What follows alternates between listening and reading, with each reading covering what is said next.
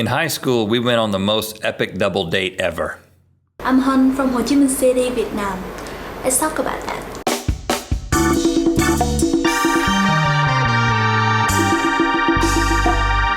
Good mythical morning. Today's episode is brought to you by The Rub, some bacon on it t-shirt. Get it today. You can just point to your shirt when your friend experiences a problem. You'll be cool and clever. And you'll be supporting Internetainment. So yeah. Do that. Also download the song on iTunes. It never gets old. Well, it kind of has gotten old to me. Oh. I don't listen to it anymore. Yeah, but don't share that with them. But it doesn't get old to you, right? All right. We're still in high school mode. Forgive us if you're growing tired with that. Or if you just happen to be tuning in. And where are we at? Well, we're in our old French classroom. We're in North Carolina. This is where we went to high school. Harness Central High School is now Coach Gage's history class. Thank you, Coach Gage, for letting us reminisce about all of our high school memories in here and thinking that no one's in the room listening because it would just add a level of awkwardness. I think there might be some people at the doors listening. What are these boys up to? Yesterday, we talked a little bit about our exploits in the sports world. Today, we're going to talk about exploits in the world of the ladies. Ladies. Hello, ladies. Hello.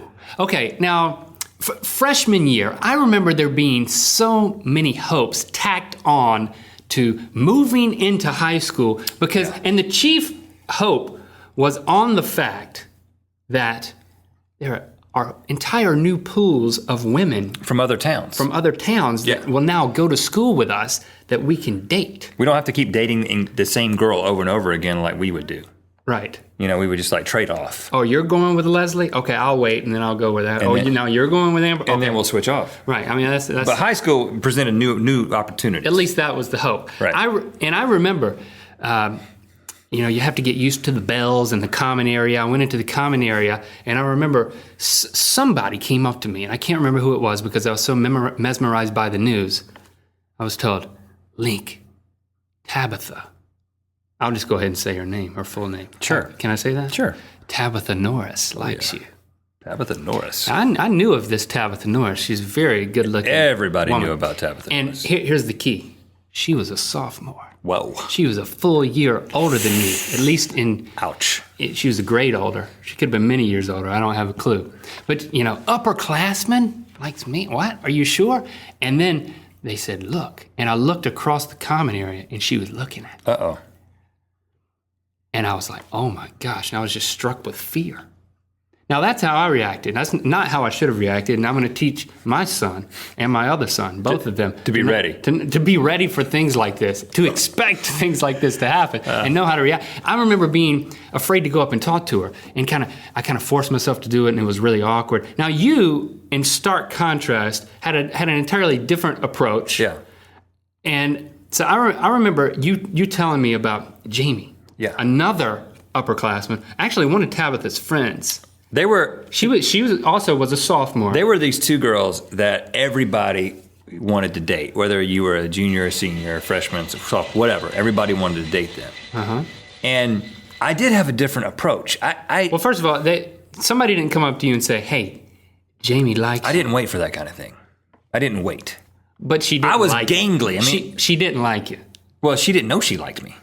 Okay, see, exactly. That was your mentality. Yeah. The reason why she doesn't like me is because she doesn't know I exist yet. Right. Which may have been true. Well, or it may have been, this freshman dude who I guess is on the basketball team. It wasn't, I mean, I looked like a moron. I mean, I know I looked like a moron. I looked like a spider of some kind. I was like an insectoid. Okay. But it wasn't about that. It was about the fact that I knew that I wanted to date her. Yes, you did. And you told me this. And I'm like, I'm going to make this happen. And one of those same situations, at one of the breaks, one of those breaks, the 9 o'clock breaks, I approached her and her friend, Stephanie Weberlow. I don't think there's an R. I think it's Weberlow. Weberlow? I like Weberlow better. Weberlow. You still need to enunciate it. Weberlow? Yes. Weberlow. Okay. And long story short is I basically just... It's 3 syllables. The most important thing is that you get 3 different syllables out of that. Okay. What I ended up doing, long story short, is I just sort of went headlong into the situation, and within 2 or 3 days of communicating during the break, I had talked Jamie Brown. And Through Stephanie. oh yeah, Jamie. I use an intermediary because that was just the way you did it in high school. Yeah. She was then my girlfriend, and we started dating. Now, We were freshmen. I was beside myself because I was like, hold on, high school is gonna be awesome. Because I came to high school and all of a sudden I'm dating what I believe and what most other dudes believe to be like the top girl in the whole school. I mean, how did this happen? Very pretty. This is going to be awesome. High school is gonna be great. Yeah, yeah. And so I was like, I gotta bring Link in on this. And you knew about Tabitha. Because I knew liking that it. Tabitha liked you, and Tabitha was, smoking also. And so, Okay. Well, she didn't smoke. She was attractive. right. And so Not attracted to smokers. So I came up with this idea for the double date. Now keep in mind that we couldn't drive. We were freshmen, and these girls could have been dating dudes who could drive, but they were dating us who needed to be driven around by my parents. Tabitha was not dating me. She was still just interested in me. Right. We were having conversations. yes. You were dating Jamie, so then you set it up. Let's go out on a date. Yeah. But let's make it a double date with Link and Tabitha.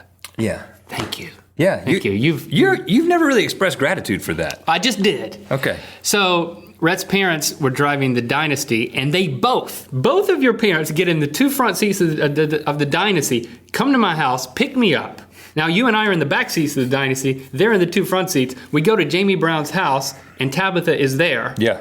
And then I'm like, oh, space is going to be tight. I mean, this is just a sedan. This is not like an SUV. This is 1993. So we're talking nobody had an SUV. They just had sedans. And so these four teenagers, the two freshman boys, us, and the two sophomore girls, get into the back of this thing. I remember Tabitha got in one side, Jamie got in on one side. The hormones in the back of that car, where I'm sure my parents choking needed to roll the windows down.